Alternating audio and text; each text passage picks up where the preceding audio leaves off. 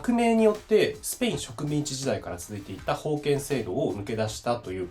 ラテンアメリカ諸国の中では非常に先駆的な存在だったんですね、かつて。国家が国民生活や経済に強く介入することで国民を保護してより豊かな、経済発展とか国民生活向上に役立てる体制を作るんだよっていう点は結構怪しい部分があります。成功だったかって言われると結構怪しい部分があると思います。本当に良かったのって言われると怪しいんですけど、ただそれがなかったら今のメキシコの国の形はなかったっていうのは、これは確実に言えることだと思います。こんにちは、歴力世界専門チャンネルです。メキシコと聞くとなんか危ない国みたいなイメージを持っている人多いかもしれません。日本のニュースで流れてくるメキシコの話題といえば、大体麻薬カルテルと軍隊の戦いとか、麻薬カルテルが報復で市長を殺害したとか、なんかそういう物騒な話が大半なので、なんかメキシコは発展が遅れた失敗国家みたいな、いうようなイメージを持っている人ももしかしたらいるかもしれません。ただメキシコは、革命によってスペイン植民地時代から続いていた封建制度を抜け出したという、ラテンアメリカ諸国の中では非常に先駆的な存在だったんですね、かつて。で、メキシコは10年以上に及ぶ内戦によって多くの犠牲者を出すんですけれども、その後の革命の制度化によって政教分離とか外国資本の排除とか農地改革等のその近代的な改革をいち早く成し遂げたという功績を持っています。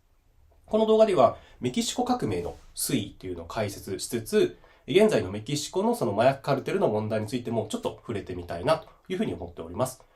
メキシコ革命というのはいくつかの過程に分かれています。ここでは大きく4つのフェーズに分類してみたいと思います。まずフェーズ1、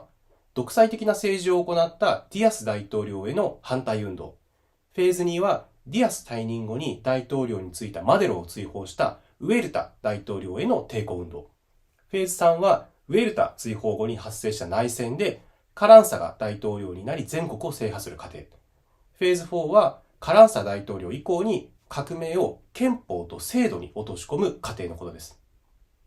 革命によってメキシコはディアス時代の自由主義的な体制から比較的国家が強い権限を持って国民生活や経済に介入する体制と変革しています。ただし、社会主義国家になったというわけではありません。私有財産を認めつつも、国家に強い権限を与えつつ、国家が所有する農地を小作人に再分配したり、宗教を認めつつもカトリック教会の土地や資産を没収したりと、その比較的社会主義政策に近い政策を取りつつも、将来的に国力や産業が増して国民生活がより豊かになるための手段の一つとして国家が強い介入を行いますよというような体制を取ったわけです。メキシコ革命は非常に魅力的な登場人物が多く登場することでも知られます。解説に入る前に何人か主要な人物をご紹介しておきます。まずは少し触れたポリフィリオ・ディアス。この人もともと軍人出身で、フランスがメキシコに介入してきたフランス干渉戦争でフランス軍を打ち破った英雄です。武力を背景に大統領に就任して35年にわたって独裁体制を築きました。メキシコ革命はこの独裁者ディアスを打倒するというところからスタートしています。次にディアス打倒の中心的存在となったフランシスコ・マデロ。北部コアウィラ州の大富豪の生まれで、欧米に留学し、最先端の学問を学んだ一流の知識人でもありました。農場経営をしていましたが政治に興味を持って、独裁政治の打倒と民主化を目指して活動を行うようになります。次に農民指導者のエミリアーノ・サパタ。モレロス州の農民で、土地の奪還を求める農民を代表して民主化運動に参加し、途中殺害されるも農地改革を主導する人物です。次、北西部チワワ州の私兵集団の頭目であるパンチョ・ビリャ。もともと盗賊の出身で、地域のゴロツキとか、そういう人物を率いて民主化運動に参加した人物です。最後に、ベヌスティアーノ・カランサ。彼はコアウィラ州の政治家で、現実的に旧体制と打倒しつつも、体制の革新を図るという護憲派勢力を率いて内戦を戦い、全土の制圧に成功した人物です。はい、ということでちょっと前置きが長くなってしまいましたが、メキシコ革命について解説していきたいと思います。メキシコは1821年にスペインから独立を果たしますが、地方の軍閥の勢力と保守的な農民と結びついたカトリックの勢力が非常に強い土地柄で、独立当初から政治は不安定でした。1833年に大統領となったサンタアナは、強力な中央集権体制を導入しようとしますが、地方の反発を招いて、その過程でテキサス戦争や米北戦争を起こされて、敗れて、国土の半分もアメリカに奪われるという大敗北を喫します。その後、自由主義者のベニート・フアレスがカトリック勢力の排除を進めるレフォルマと呼ばれる改革を進めようとしますが、ここでナポレオン3世のフランスの干渉を受けて、メキシコは一時ハプスブルグ家の皇帝マクシミリアンが支配するメキシコ帝国となります。フアレスをはじめメキシコの諸勢力はフランスを軍事力で追い出して再び経済開発を進めようとしますが、1876年にフランスに勝利した英雄で将軍のボルフィリオ・ディアスが反乱を起こして1877年の選挙で大統領に就任します。大統領になったディアスは自分に反対する反対派は軍隊を送り込んで徹底的に弾圧する一方で、自分のシンパニーや利権を与えて優遇するという政策を取ったので、ディアスに追合する人間が得をして不利になるというような感じになります。ディアスは徹底的に自由主義経済を推し進めて、外国資本を積極的にメキシコに導入して、未開発のメキシコの資源を開発して経済発展をしようというアイデアを持っていました。そのためディアス時代にはアメリカ、イギリス、フランス、ドイツなどから投資が殺到して、そのおかげでメキシコ各地には工場が建設され、工業化が推進され、その過程で鉄道、港湾施設、道路、ダムといったインフラも整備が進んでいきます。また、都市の発展、それから教育の普及、そしてホワイトカラー層の増加といったメキシコはですね、ディアス時代に大きく経済発展を遂げることになります。一方で、急速に進む都市化、それから中央集権化など、社会の再編は、それについていける人物とついていけない人物を生じさせて、格差の拡大が極度に大きくなります。特に地方では、広大な土地が大土地所有者によって占有され、貧しい農民は土地を奪われて安い賃金で働かされるという小作農となります。また先住民も、共有地に住んでいたんですけど、その共有地も富裕層に奪われて、彼らの私有地となって、追放された先住民の中には奴隷として売られる人たちもいます。また自由主義的な政策の中で、利益お金が最優先されて、例えばその労働時間とか賃金とか労働条件など、その労働者保護が全く顧みられなかったので、工場でも非常に劣悪な労働を労働者は強いられました。待遇改善を求めて、工場労働者はストライキとかストを敢行するんですけども、資本家、工場主は政府とグルになって、で、政府は軍隊を送り込んで労働者を武力で弾圧するといった非常に不均衡な社会になっていきました。そしてこのディアス時代は、その急速な社会の変革に伴って貧富が拡大する、地方が衰退する、労働条件が悪化する、そしてその欧米的価値観の絶対化と伝統的価値観の破壊といった様々な圧力が社会にもたらされていました。19世紀末から20世紀初頭にかけては、世界のどこでも似たような現象はあったんですけれども、メキシコはそれが非常に極端な形で進んでいたというわけです。ディアス政権末期の1900年代後半には、ディアス独裁体制の打倒を目指す様々な民主化運動が起こっていました。そんな中、ディアスは1910年の大統領選挙に出馬しませんというふうに表明します。これに反応したのが自由主義派のフランシスコ・マデロです。マデロはディアスの再選に反対をするという著作を書いたり講演をしたりして、急速に注目を浴びた人物で、一躍次期大統領候補に躍り出ます。するとディアスはマデロを突然逮捕して、投獄して、そして、前言撤回して選挙に出馬して当選すると、で、当選した後にマデロを釈放をするわけですね。非常にずるいやり方をしたわけです。するとマデロはアメリカに亡命して、1910年11月20日にディアス打倒のための声明を発表して、メキシコ国民にディアス打倒っていうのを呼びかけました。これがメキシコ革命の正式なスタートというふうにされます。マデロの呼びかけに応じて全国的な反政府運動が起こって、とうとうディアスは1911年5月25日、大統領を辞任して亡命します。そうして11月に選挙が行われて、マデロが正式にメキシコ大統領に就任しました。ところが、マデロが大統領になった後、このディアス打倒のために協力した勢力、諸派がマデロと対立するようになっちゃうんですね。というのも、そのマデロという人自体は、いわゆる知識人で富裕層で、民主主義者で、単にこのディアスの独裁体制を問題視していたのであって、そのディアスが行っていた諸々のこの経済政策とかいうこと自体に強い反対はしてない人物だったんですよね。なんで民主主義体制の実現というのを最優先に考えていたような人だったんですよ。なので、その貧富の格差とか、労働者や農民、それから先住民の待遇改善といった事柄には、あんまり関心がない人だったんですね。なので、反ディアスで団結していた諸勢力は、そのマデロに失望して、今度は反マデロになっちゃうんです。この急先鋒が農民革命軍を率いていたエミリアーノ・サパタという人です。サパタはサトウキビ農園が主力のモレロス州の出身で、ここでは大資本のサトアシエンダが農民の土地や水利権を奪って強大化して小作農民と対立していました。小作農民は土地の返還、もともと先祖から受け継いでいた土地の返還というのを求めて、指導者であるサパタを中心に団結して武器を取ったというわけです。サパタ以外にもマデロからの離反は相次いで、メキシコのそのマスコミもそのマデロを無能な政治家ということで攻撃しました。そんな中で1913年2月9日にメキシコシティで反乱が発生して、ディアス派の軍人であるウェルタがマデロ大統領と副大統領のビーノ・スアレスを殺害して実権を掌握します。こうしてディアス時代への復帰を目指す反動体制、ウェルタ反動体制が成立するわけです。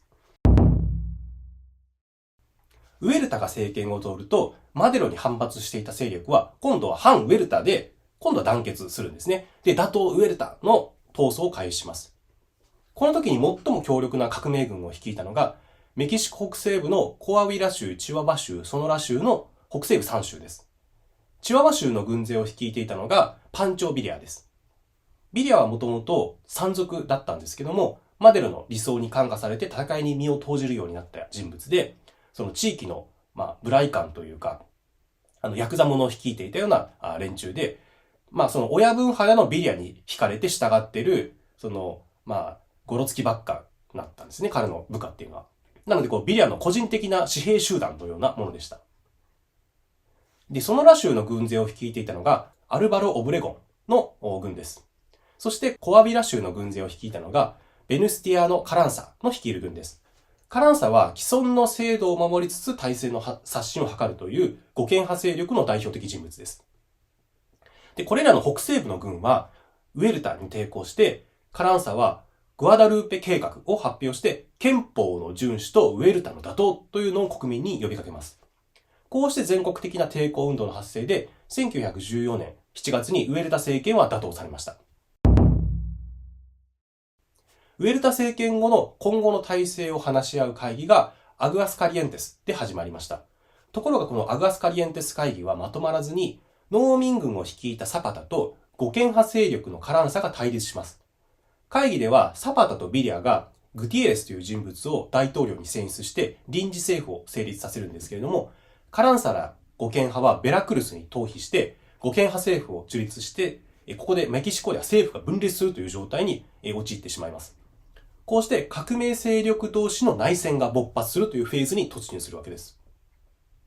カランサ派はベラクルス政府にいて、各地の勢力の支持の取り付けを行うために様々な政策を発表します。例えば農民に対しては農地改革を行いますよ。労働者に対しては最低賃金と労働時間を設定しますよ。といった様々な政策を発表します。ソナラ州のオブレゴン派を率いたカランサ派は1915年1月にグティエレス政権の首都メキシコシティを攻略し、4月にグアナファト州のセレアでビリア軍を破り、その年の秋までに国土の大半を攻略します。ビリア軍との戦いはその内戦時代の最大の激戦で、これに敗れたビリア軍はチワワ州に撤退して元の山賊的な活動に戻っちゃうわけです。打足ですけど、その後ビリアはその国境を越えてアメリカの街の襲撃とかも行っていて、これを問題視したアメリカは、飛行機なども動員して、ビリアの討伐、ビリアの逮捕ということで、軍を活発化させるんですけども、結局捕まることはないと。こういう結構メキシコってアメリカへの敵対心がすごく感情的に強いんですけど、それに痛い目を合わせたビリアということで、結構メキシコ国民にビリアっていうのは人気がある人物なんですね。はい。で、ちょっと話に元を戻すと、カランサ勝利の結果、10月にアメリカはその正式にカランサを政府の代表として、メキシコ政府の代表として承認するというわけです。で、こうして、一応、体制としては、そのメキシコは一つのカランサ政府ということでまとまって、国際的にも承認されるというような形でまとまるわけです。内戦が終了するということですね。勝利したカランサは、1916年10月に選挙を実施して、翌年に政権議会が開かれました。この選挙では、ビリア派もサパタ派も立候補の資格を剥奪されて、カランサの護憲派のみが参加したので、その後の制定会議も護憲派のみが参加することになります。じゃあこれから憲法を制定しましょうっていう時に、護憲派が主導しているので、その憲法もなかなか革新的なものにならないんじゃないかというふうなことを想像されたんですけど、カランサも非常に穏健な憲法を想定してたようなんですけれども、これがかなり急進的な内容になって、そのメキシコ社会のその抜本的な改革に取り組むということを各議員は求めるわけですね。でもその内戦の過程で様々な意見が噴出して、例えばサパタとかビリアといったそういう地方の諸勢力の意見も吸い上げて、で、護憲派なんだけど非常に革新的というか、先進的なその憲法というのが作られるようになります。こうして1917年憲法が成立します。1917年憲法の特徴というのはいくつかあります。まず、ディアス時代の反省から大統領の再選を禁止する。そして私有財産を認めつつも、土地と水の所有者は国家に属するという点。それから地下資源の所有者はメキシコ人とメキシコ法人のみであるとしている点。当時としては最先端な8時間労働や女性の出産休暇、それから最低賃金、労災保障などを定めた労働基本法と社会保障を認めている点。宗教勢力の学校成立や不動産所有を禁止している点。聖職者の選挙権や非選挙権を否定したり、州内の聖職者の数を制限するなど、宗教を様々な形で制限している点です。メキシコ革命はその後、1920年5月にカランサが暗殺されて、オブレゴンが大統領に就きます。オブレゴンは4年任期を務めた後、大統領の再選を禁止する憲法に反して再選しようとしたところを暗殺されます。次の大統領であるエリアス・カリオスは、外国人の土地保有、特に石油資源の土地の保有を禁止するほか、農民への土地の再分配をカランサ以上に強力に推進します。また、任期切れによって政治の空白が生じてまた混乱が起こらないようにということで、1929年に国民革命党という、ある種公党を設立します。その後、任期切れの後も、他の大統領を陰で操るフィクサーとして彼は活動するんですけども、内戦時代の部下であったラサロ・カルデナスと政治的に対立します。そのカルデナスが1943年に大統領に就任します。そのカルデナスの下で、石油産業の国有化と鉄道の国有化という、非常に強力な国有化作業っていうのが推進されました。このカランサの後のオブレゴン、カリアス、カルデナスという、ある種革命の時代を知っていたカリスマ的な大統領によって、憲法で定められた革命の精神というのは、実政策として実行されていったわけです。なんでこんな時間かかったのっていうところで言うと、そのメキシコ革命の参加した人物もそうだし、メキシコ各地域にいる人たちっていうところの、合意形成とか、調整とか、そこにものすごく時間がかかったというわけなんですね。なので、メキシコ革命が終了しても、こういう土地改革とか、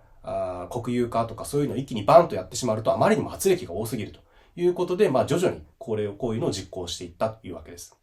革命中に露呈したその地方とか、その利害関係者によるその意見の食い違い、それからそこから生じるその政治的分裂というのを阻止するために、国民革命軍をコアとして、軍人、農民、ホワイトカラー、ブルーカラーっていうその4つの階層を党に結集するその国民動員体制というのもこの時代に形成されています。建前上は、その当のチャンネルを通じて、自分の主張を上位に伝えることができる仕組みだよということが、建前だったんですけども、実際はその上位形の党の決定事項を、末端にまで確実に伝えて実行させるというような体制づくりが狙いだったわけですね。